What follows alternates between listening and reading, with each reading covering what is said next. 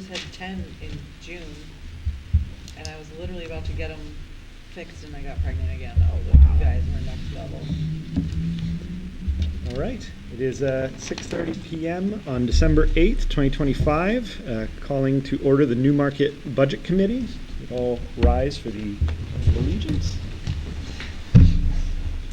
Pledge allegiance to the flag of the United States of America and to the republic for which it stands, one nation, under God, indivisible, with liberty and justice for all. We will do a roll call. Chris Blackstone is excused, and Scott Foster is also excused. Carl Blackstone here. Brian Ward Here. Justin Lucer Here. Danielle Honan Here. Jeff Boyd Here. and Brian Rowley is here. Okay, and today opening the public session at 6:31.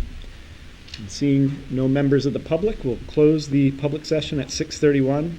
And today is the question and answer session for the town and school budget. So appreciate everybody giving questions, and also appreciate Steve and Todd and both of your teams for putting together the responses. And also just want to take a moment to say thank you from both sides so much for all the effort that goes into making these budgets and playing this. So you can tell how much work went into this, and I think I can speak on behalf of all of us that as usual, another great job putting this all together, great responses and great information. So thank you all so much. Don't know who would like to start, if there's a preference. Sorry to put that on you. I guess I should just pick. But It's been longer since I've seen you guys. I'll go first. Thank you for providing me some of the questions ahead of time. I can go over those real quickly to get a little more in depth. You provided me with 6 questions. The first is is there any discussion about more information being shared to the taxpayers on the jump of the tax rate due to the one-time error by the town or the state on the tax rate, resulting in a correction to the rate, hence the jump? I ask you to please listen to my wording carefully as I make this statement. We understand the concern that there's no additional information we were able to release beyond what has already been shared. The town was required to sign a non-disclosure agreement by the Department of Revenue Administration regarding this matter, which legally restricts us from disclosing further details about the circumstances surrounding the one-time error resulting in tax rate correction. I know there's questions on whether or not that's legal, but until somebody challenges it, I can't release what's in that non-disclosure agreement that was required to be signed by the town because of the Department of Revenue Administration. And Steve, just real quick question. Yes. I just in case anybody's listening or watches this later, you mentioned beyond additional information, beyond what was already released. Is the town website a good place Yes, to go there's get more there's a press information release explaining what we could say, that there was a one-time error under overestimating revenues that we received from the state. The number, if you look at my estimated tax rate back last November to what was set, my rate looked right. Finance departments was correct, and it got changed in between to what was different. So, Thanks very much. that's all I can say. Thank you.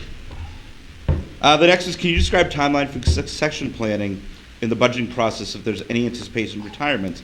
This is not to inquire about any such instances or infer any pending, just meant about budgeting. Do you take into consideration what a new hire might cost the town, salary and benefits, and compared to current employees? We're not expecting any for department heads right now.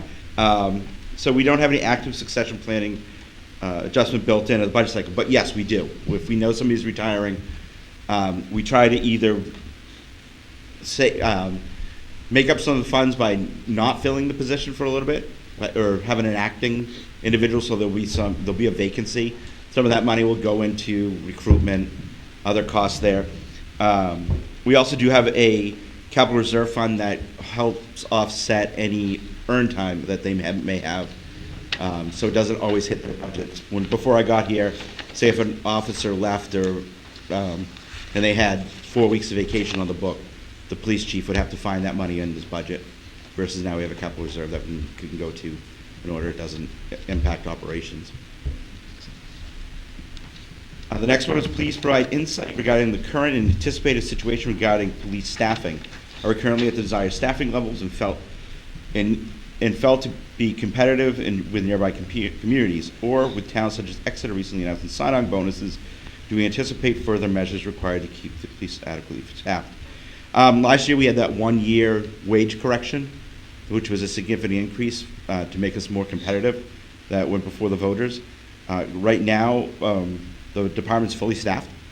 They have no vacancies.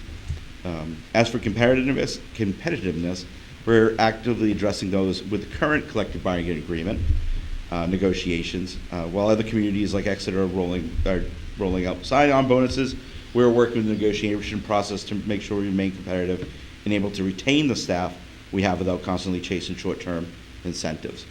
So we do have a tentative agreement. The council will be voting on it at the next meeting, and then we'll bring it to the budget committee as part of the warrant article process. So, the increases of welfare, while small in the absolute terms, appears large in relative terms. In a short period of time, rent has particularly jumped. There are ongoing discussions or efforts to relieve housing pressure in Newmarket. Does the town anticipate increased near-term housing pressure and therefore continually increasing for rent support? The answer is yes.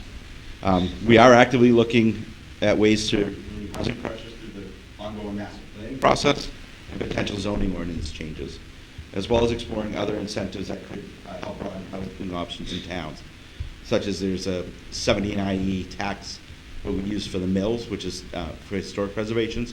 There is now a program under that law to allow it for additional workforce housing. We also see an increased need for rent support due to these pressures, though it's a regional challenge. It's not just us, and not unique to Newmarket. The IT section does not include a personnel summary, but does include full-time salary and contracted services. The finance personnel salary summary may indicate part of their role is related to technology. Staff members consisting of professional, technical, and support personnel who provide the essential administrative and technical backbone support to the town's daily operations. Please clarify if the town IT personnel are actually allocated to the finance department. Why is that the case? Answer is yes. Part of the salary for the IT goes to the Director of Finance Administration, Bill Tappan, because he oversees the department. We contract out all other services. When I got here, it was a department of one. We determined that with succession planning and also just emergency planning, that an IT department with one individual is not the best idea in case somebody gets hit by a bus. So we have been contracting that for the last few years. But Bill does oversee all IT for the town, so he does have part of his salary in there. Regarding the warrant article to rescind the solid waste fund, is there any insight as to why the fund has regularly fallen short? Is the anticipation that the efforts to fund the program through pay-as-you-go, recycling, etc., will continue to fall short? Don't have to read the whole thing. Yes, it's always fallen short. When you go and purchase a bag in the community for the pay-as-you-throw system, that does not cover all of the solid waste disposal. What was supposed to happen was the money that we made from recycling was supposed to offset those costs. Municipalities and waste companies in this country have not made money off recycling in decades. I'd say at least 10, 15 years. A lot of that has to do with China and items that people used to recycle. They don't any longer. They just don't have a market. Glass is no market for recycling. That they're actually recommending that goes in solid waste because it can deteriorate over time. But that's large part of it was we just never made the money off recycling. If 20 years ago, it was like a commodities market. We would hold certain paper, those kind of items, until the market went up, and then you'd ship it out to get the best price. It just hasn't happened. China's making cheaper paper and everything like that as well, so there's just not there. Another part of that is we just agreed to a 3-year amendment, contract amendment with Casella Waste System. During that 3 years, we're going to be working with them to go with an automated system. The reason is they can't get employees. So what you'll see is the traditional, what you see in a lot of some communities now, with the 60 or 90 gallon bins. and they'll have an arm on the side of the truck that picks it up and throws it in. The issue is, and we've been discussing, is how do you do a pay-as-you-throw system when no one's going to be looking at the bag? The city of Concord's piloting a system as pay-as-you-throw, and the city of Dover is abandoning their pay-as-you-throw system to go with just throw it in. You'll still have recycling, but it's not, they won't do the pay-as-you-throw system. So we're gonna let those two be the guinea pigs and see what happens, and then come up with a plan to see how they do it. Very interesting, thank you. Any questions? Good. Well, Steve, thank you so much. Yeah, if you guys need anything else, you know where to find me. Really appreciate Thanks. the response, thank you. Have a great night. You too. Hey, Todd. My turn. I really appreciate the questions you guys give, because it not only do we try to answer the questions, but it causes us to do a little closer look at some aspect of our budget, so I appreciate it. So we probably overshared with you here, but figure, hey, rather too much than not enough. I also have my buddy Bryant is with me tonight, and we're going to kind of tag team this a little bit. So some of the questions I'll go over, and some of them he'll go over. So there are 8 questions that were shared with us from. Does everybody have copies? Yes. There you go. Gotcha. Take it. Actually, can we get one? Yeah, we can share. Should be plenty there. Should be plenty. Okay, I held them back. Thank you. All right, so there are 8 questions shared with me. The first one is there any information you can share about the district budgeting required for the McKinney-Vento Act? I'm not looking for any info on the number of users, beneficiaries. My question is about anything you can comfortably or legally share about budgeting for those funds for Newmarket students. First of all, just a quick statement about what McKinney-Vento is. McKinney-Vento is a federal law that requires school districts to look out for the interests of homeless, unaccompanied youth, and it actually also includes military families, because there is this, when military families get moved around a lot, there can be challenges that they might have as well. But it's a federal law.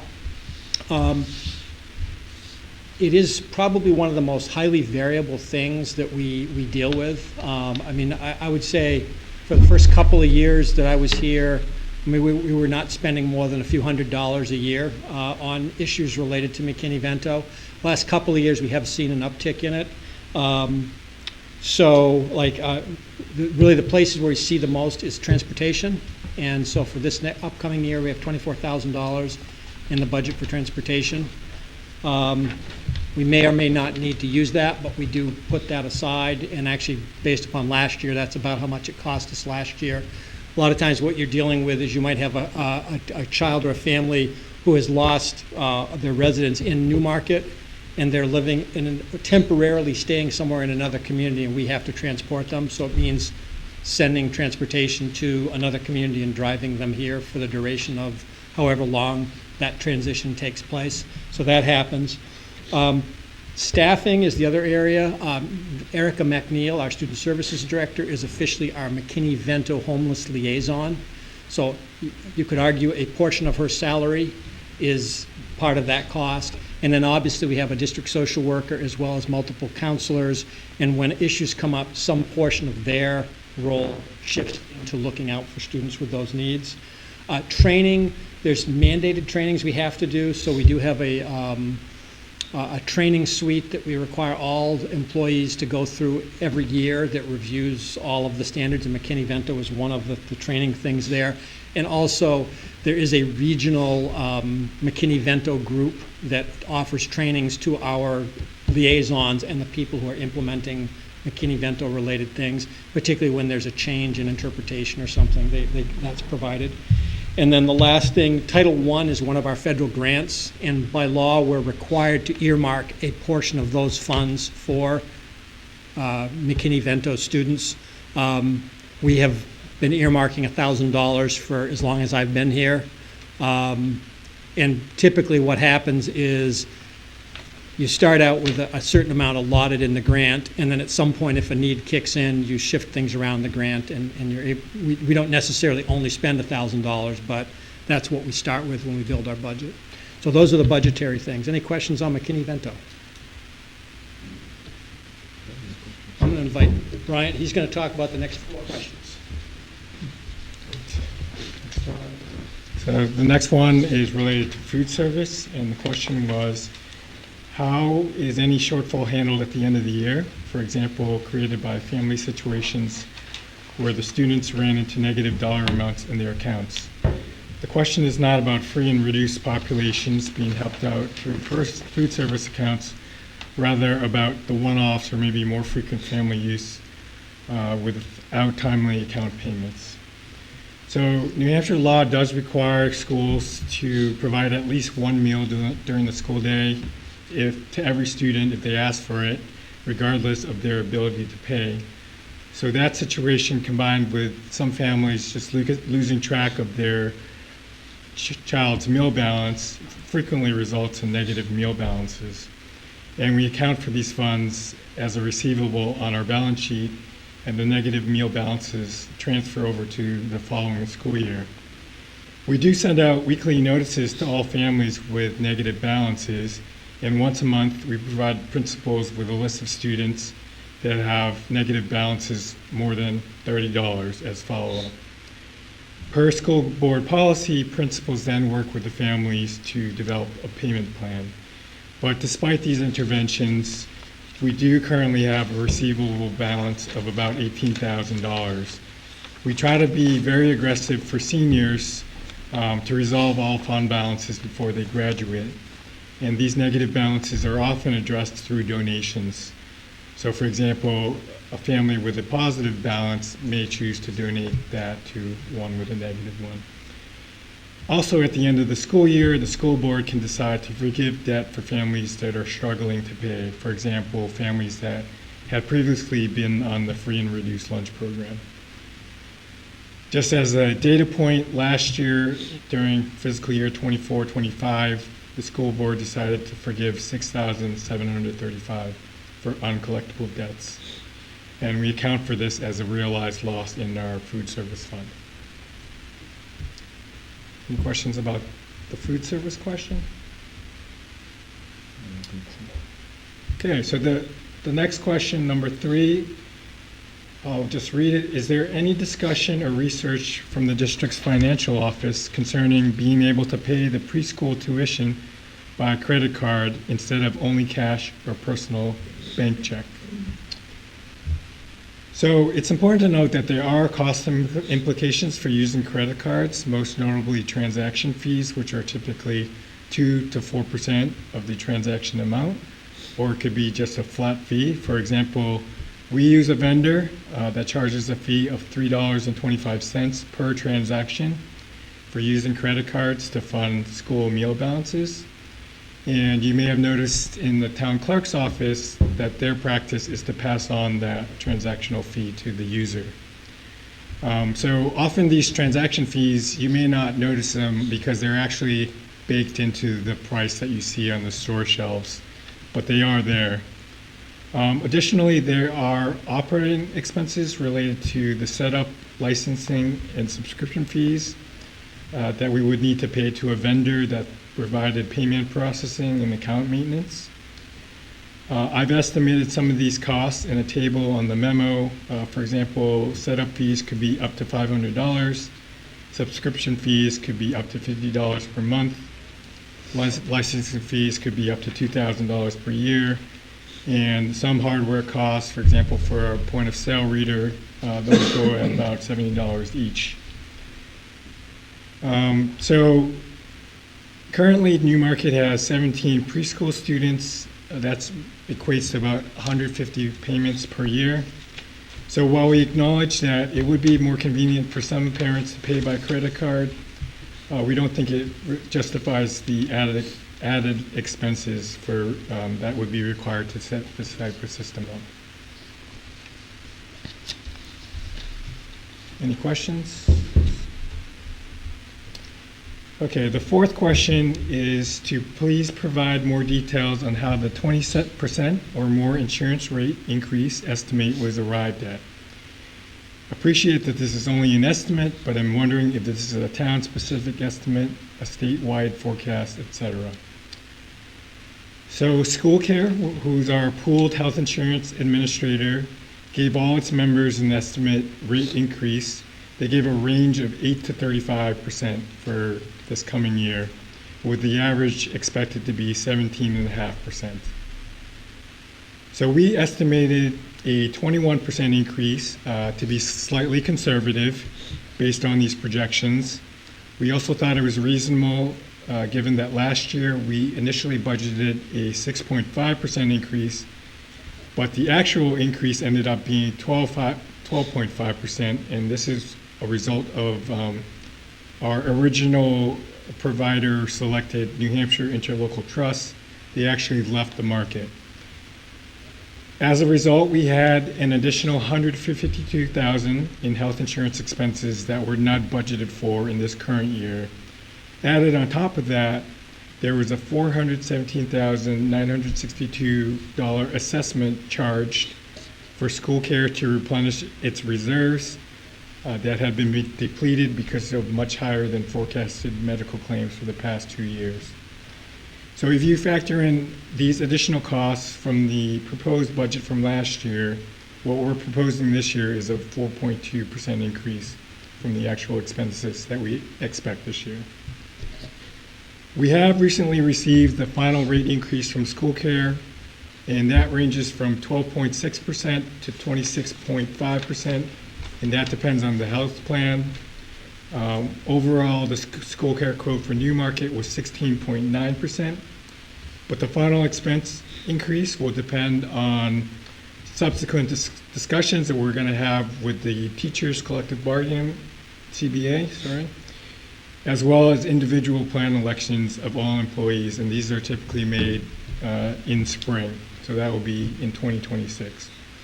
Assuming everyone keeps their current elections, we are forecasting a buffer of $138,000, but just for reference, a single employee that changes their plan election could cost the school district as much as $45,000 additional dollars. So it's important to maintain a budget or buffer, in case there is a potential switch in plans.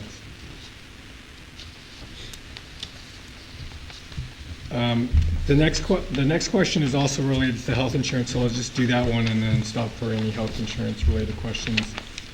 So question 5 was the benefits section on page 11 indicates that the proposed benefits budget is increased by 13.07%. However, that same section goes on to state that insurance premiums are expected to rise by 17 to 21%.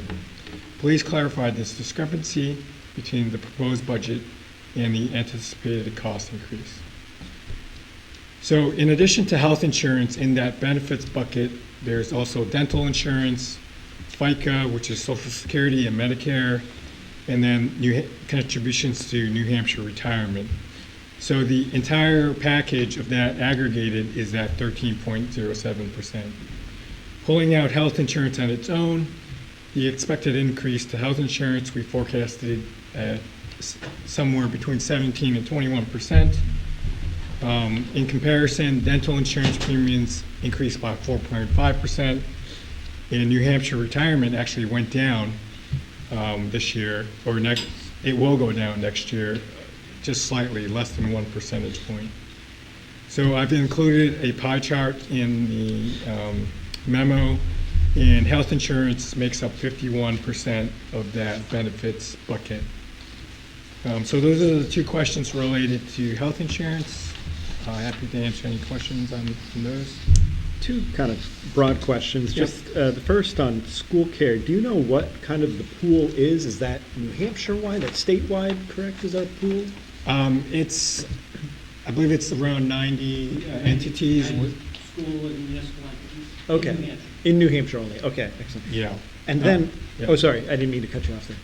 Yeah, and that represents, I believe, about 1/3 of the sort of public sector entities that participate in some sort of pooled insurance in New Hampshire. Here in New Hampshire. Approximately 90,000 people in the state that have school care provided insurance. it's a pretty big footprint, yeah.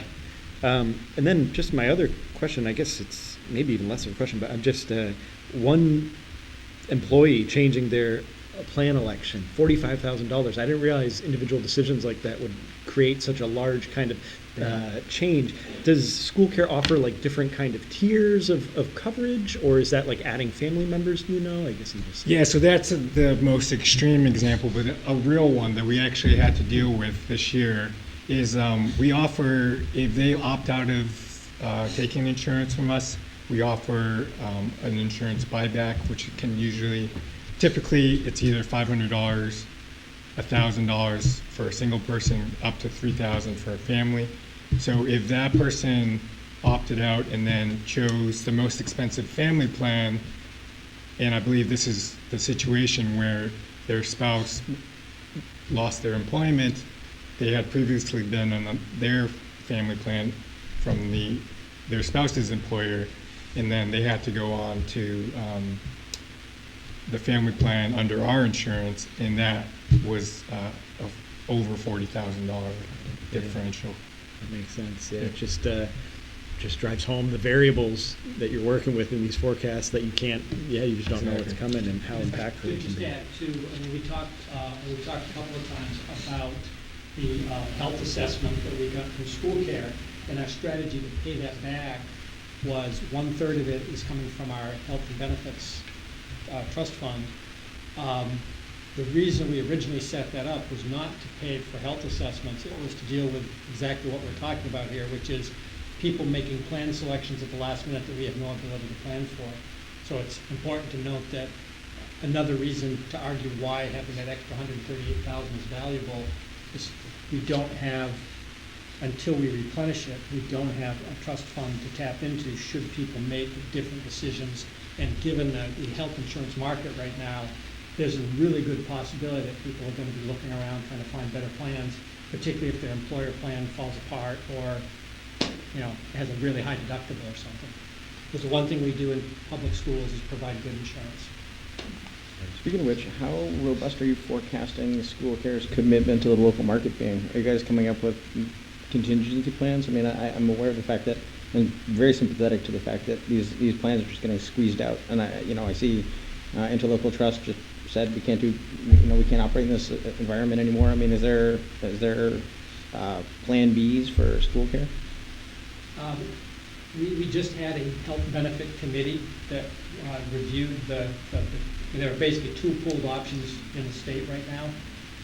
Health Trust, which is an Anthem Blue Cross program, and school care. So we did have a committee that took a deep dive into looking at those.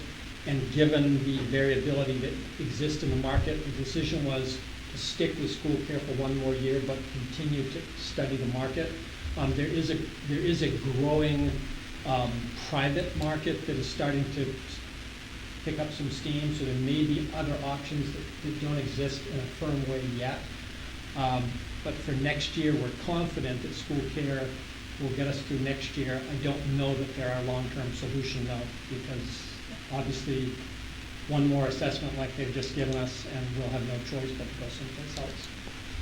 Yeah, we're also, keeping our ears to the ground in terms of trying to find out if members are paying the assessment, whether they're expecting a shrinkage in the pool.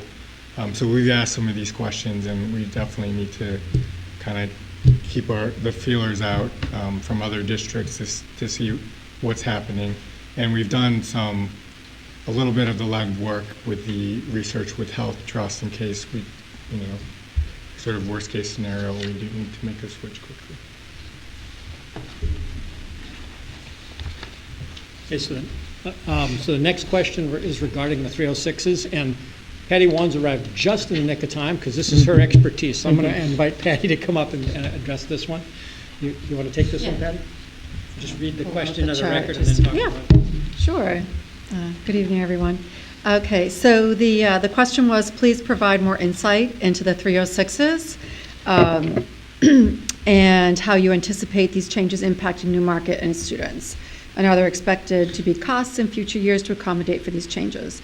So the 306s are put into, written as an RSA last year, and it will go into effect in the 26-27 school year. So it's the incoming freshmen. So the changes require schools to review their current teaching practices, particularly how students demonstrate mastery of skills. So in the past, high school credit was based mainly on seat time, the length of a course. So for example, in high school, a semester-long course typically earned a half a credit, while a full year course earned a full credit.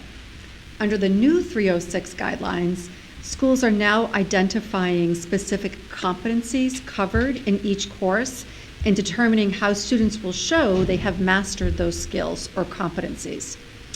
So this shift from a seat time model to a competency-based approach, it will adjust the total number of credits students will need to graduate. So again, just as a reminder, it's the incoming freshmen 2026, so they're the class of 2030. There are no changes for students graduating this year, 27, 28, 29. It's going to start for the kids who graduate in 2030. Again, the shift from a seat time model to a competency-based approach, it will also adjust the total number of credits students need to graduate.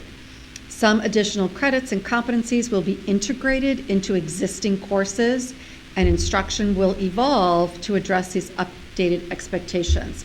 So an example I want to give you is that upperclassmen have traditionally taken a one-semester economics course, and in that one semester, students received a half a credit. Under the new 306 changes, this course will now address both economic competencies and financial literacy within the same semester. So because the revised course incorporates competencies in both areas, meaning economics and financial literacy, within the same semester. So because the revised course incorporates competencies in both areas, students will earn one full credit, a half a credit for economics and a half for financial literacy in a half a semester. So typically our thinking is, oh, you're in a course for a year, you get one credit. But this is a semester course and students are getting one credit because it's about the competencies of that course. So these updates, they'll apply, as I said, in the fall of 2026 to the incoming freshman class and all subsequent classes. We expect to meet the new requirements with our current staff through, although educators will benefit from additional professional learning and planning time to ensure a strong understanding and effective implementation of these new competencies. If you have any questions. Not maybe budget related, but just curious about who assesses what classes meet which competencies? Is that district by district? So they would make the determination, oh yeah, this meets these two competencies, or is that a state authority? So that's a really great question. So one, New Hampshire is local control, so it's really by the district. So in each of the districts in our state are broken down into regions. So we're in the Southeast region. So Todd attends the Southeast Region Superintendent's meeting. I attend the Southeast Region curriculum meeting. So I feel fortunate that my colleagues from Dover, from Oyster River, from Rochester, Epping, we all are very collaborative and collegial.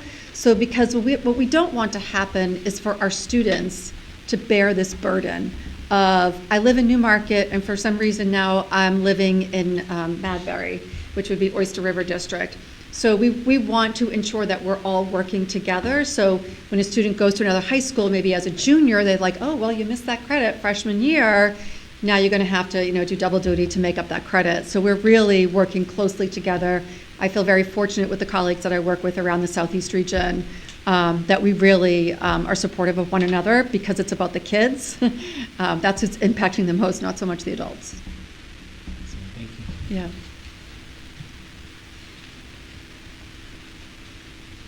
That's it. Okay. Great. Yeah.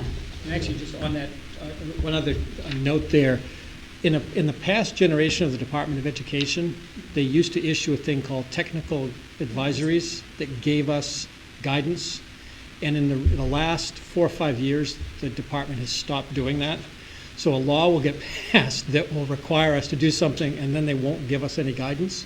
So it does fall to regional groups like this to say, okay, well, we've got this law, let's figure out what it means. And so it does create more of a burden locally to sort it out. But I do think in the Yeah. end, you have. Well, if I could just say one more thing. I mean, we really have not received a lot of guidance from our Department of Education at all. In fact, over the summer, there was a training that I attended. It was two educators from actually the Lakes region that really took it upon themselves to interpret, which one could interpret these new 306 changes in a lot of different ways. Our programs of studies will be very important in how we describe our courses, and what a student's transcript now looks like is going to be very different as well, because the state is now mandating all these half-credit courses, and they have to be on the transcript. So we're doing the best that we can. Yeah. And it'll all work out in the end, I promise. No, thank you. Okay, so the next question was regarding special education. With the rise in the number of students with disabilities being seen across the state, is there any known discussion for existing state-level supports for districts in this area? If you're following the New Hampshire State Legislature lately, there's lots of stuff being talked about. There are multiple versions of bills to address shortfalls in special education funding. I would be lying to you if I told you I could predict what that would look like.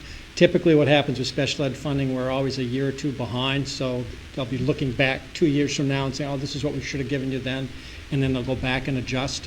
But there are a number of things at the state level, ranging from what I would call full funding of special education, which works out to like $30,000 per kid on top of adequacy for special education, all the way down to a very small, what I would consider a pittance proposal of like a couple $1,000s for each student on special education, and then everything in between. So there's many proposals out there. The other thing to keep in mind, and this is driving all of us crazy, is the discussion of the dissolution of the Federal Department of Education, and what will that mean? IDEA is where we get a big chunk of special education money, and that's a federal grant. And so if they take that away or redirect it someplace or whatever, your guess is as good as ours in terms of what that will look like. So it's just, those are things to keep in mind. At this time, though, as we build our 26-27 budget, we don't anticipate any new funding to come our way. I did pull, and by the way, these charts are in the narrative, the budget narrative, so these aren't new charts. But if you look at there's a chart that shows revenues that we get from special education. You see the blue is Medicaid, and the orange is special ed aid. Medicaid is done when we have like service providers like speech language pathologists working with students, and they can submit for reimbursement, and a portion of that is reimbursable through Medicaid. Typically, we get somewhere around $90,000 a year in reimbursements from Medicare, or at least that's what it's been recently. The orange is like I say, the IDEA grant, which we get. I think we got a little over $300,000 last year. One thing from the state, just to keep in mind, is, and this is going to be an incredibly complex formula, so please ignore it if it confuses you, but the way the state funds special education costs is they have a formula they put you to. And so basically, any student whose cost is equivalent to 3.5 times the average per pupil expense in your district, they are supposed to refund us 80% of everything above 3.5 times your average per pupil cost. You may remember last year I talked to you about a shortfall from the state by about $200,000. It's because when the state went to reimburse, they only paid 68%, and so basically 12% of the 80% they were supposed to give us, they didn't give us. Some of the bills in the legislature are talking about how to make sure that 80% is actually covered. Okay. The other chart I showed you here, this is just to give you an idea of student numbers, and you can absolutely see in Newmarket, numbers of identified students has gone up over the last 5 years. I mean, 2020 was the pandemic, and certainly since the pandemic, there's no question there has been an upward tick in students with identified needs. You'll see on the next page that it's not just a Newmarket thing, it's a whole state thing. So you can certainly see, actually, historically, Newmarket has trended a little lower than the state average. And because the state hasn't released its 25 and 26 numbers, we can't speak to what the state is, but you can definitely see we had a pretty significant uptick in 2025. And actually, while I'm on that, a lot of these identifications are tied to students with behavioral health needs. And remember, we talked about the grant that we got and the efforts we're trying to do to try to address some of those things in hopes of reducing some of that. But that is what's happening. And then the last chart there, I think, is very telling. On the left, you see the trajectory of actual students in the state of New Hampshire. You can see in 2016, there were 179,000 students in public schools. Today, it's 162. But if you look at special education identification, there were 28,000 in 2016, and now there are 32,000. In other words, there's been about a 4% increase across the state in special education identifications over the last 9 years. Any questions about special education? Just from my own understanding, pardon me, that dip that you see in October 1 child count numbers, that's just from pandemic, maybe folks not coming in, things not being detected. Yeah, there definitely was an exodus of kids shortly at the time of the pandemic. A lot of families concerned about the physical health and safety of their children being in a public school environment. So a number of kids did leave public school, became homeschooled, or did virtual learning, and that you can see it's bounced back a little bit following the pandemic. But we're back to a downward trend. Bottom line is there are fewer school-age children. That's the trend that the entire country is facing, but specifically the Newmarket is facing. Thank you. Okay, and the last question. Please confirm that the only warrant article from the school is the $400K in federal grants described in page 12. Just want to clarify, there is no warrant for anything to do with federal grants. We don't have to put a warrant for federal grants. We do have to show it on our balance sheets so that it balances. So we project $400,000 in federal grant money, but there's no warrant article about that. That's built into the operating budget that we're proposing that you've seen. What is on the warrant for this upcoming year, just to refresh people's memory, we will have election of officers. We have a moderator, clerk, treasurer, and one school board member. Obviously, the operating budget that we're currently talking about will be on the warrant. There is a para-educator contract that will be being ratified shortly. It has been held up dealing with some health insurance issues. Go figure. It's coming up everywhere.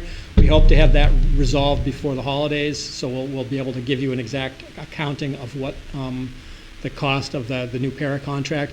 Just to reiterate, last year we had a teacher contract, and the cost there was about $700,000.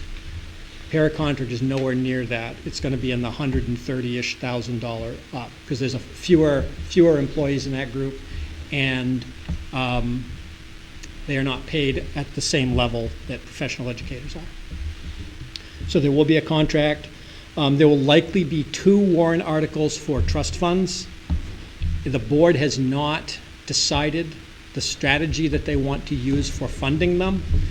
Historically, they have they've put an article out for putting money in the capital reserve fund for school improvement by using year-end fund balance. So it's worded as up to $200,000 coming from the fund balance at the end of the year, meaning there's no new tax dollars being collected on that.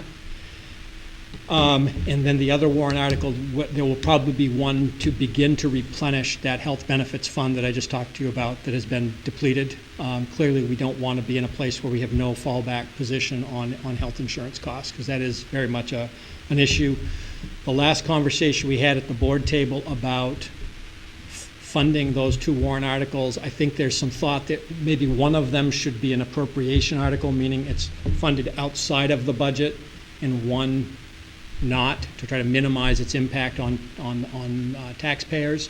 But both are kind of important to keep funding them, because once you fall behind, it's hard to get caught up.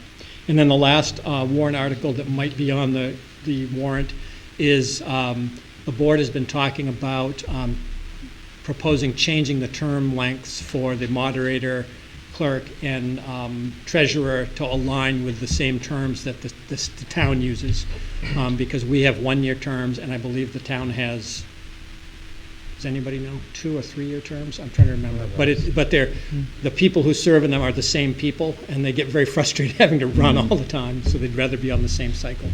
So that's it for the warrant for the upcoming year. Any questions about that or anything else? And I apologize, I didn't put this in my questions. It popped into my mind as we were talking here, so apologies for putting me on the spot. But if I simply forgot, just let me know. But I seem to recall there was a issue going on with a tax fee going on from the school. Do you know how that resolved? Is this ringing a bell? I'm not sure I know what you're. I might be inventing something. I guess I've been under the impression that there was an ongoing issue with the IRS. Legal liability? Oh, there is a legal liability that with the IRS. Is that what you're talking about? Yes. Oh, okay. Sorry, I'm describing it poorly. Okay. but- Okay. All right. So we have, and thank you for bringing it up, because I literally got a letter end of last week saying the IRS needs more time to consider this, and we have received that same letter for about 6 years now. So there isn't a liability that's sitting there. We are confident that when somebody in the IRS finally takes a look at it, they will resolve it in our favor. But until they do, we have the potential of a liability that could be in the neighborhood of $100,000, $125,000, depending on whether they make us pay late fees or not. Can they make you pay late fees if they are the ones who've been 6 years late? I guess they are arguing that again, they're the IRS, so they can do lots of things. We have a tax lawyers working on our behalf. They're confident we're going to resolve it in our favor. The trouble is the IRS is one of the departments that's been decimated by layoffs and budget cuts, and so they don't have people to actually take a look at it. I believe that a reasonable person takes a look at the information we've provided, they're going to go, oh yeah, it's a no-brainer. Basically, to refresh people's memory, in 2017, I believe it was, there was some filing, it was employment record-related filings with the IRS that they were transitioning the system from a paper reporting to a digital system, and we submitted it in a paper format. It got misrouted to the wrong IRS office, and they didn't actually tell us that until about a year or more later. We have actual certified mail and the whole thing to show that it was delivered. They now have every record they've asked for, and we've given it to them multiple times over. They simply have to review it and make a decision. And like I say, I'm confident it's going to work in our favor, but until they do, we sit back wondering. Appreciate the update and stick with it. on Yes, this. we will. Thank And you. we're not going to pay it until they tell us that that's the only resolution that we have, because it's in all of our minds, it's not a fair issue. Any other questions from Rob of the school? All right, well, thank you Well, all thank you. again so much. Really appreciate all the Glad to. work and And if anybody has any other questions that you think of afterwards, don't be afraid to shoot me an email, and certainly between the three of us, we can provide any additional information you might want. thank you so Okay. much. You're welcome. Have a great night. So the next item on the agenda is approving the November 17th minutes. So not sure if everybody's had the chance to read through or like to take a minute now, but if there are any changes, let us know. Otherwise, I make a motion to approve. make a motion to approve. A second. Okay, so motion to approve by Jeff Boyd, seconded by, I'll have to make a call here, by Carl. All the above. Carl Blackstone. All in favor, say aye. Aye. Aye, approved unanimously. Now we also have the December 8th minutes to approve. December 1st. Oh my God, thank you. December 1st. Appreciate that, keep me honest. Similar situation. I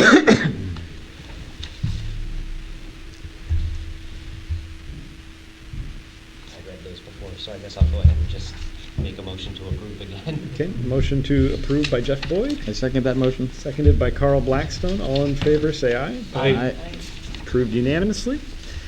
And next meeting will be January 5th. That's going to be a big one, the public hearing, the voting on the warrant articles. So really appreciated everybody coming in for these meetings and generating the questions and helping have the conversation. And yeah, hope you all have a great and restful little break here coming up. So enjoy, and we'll see you all in the new year. Motion to adjourn? Motion to adjourn. That's right. I'll make the motion. By Brian Ward, second. Seconded. Second by Jeff Boyd. All in favor, say aye. Aye. Aye. And on a formality.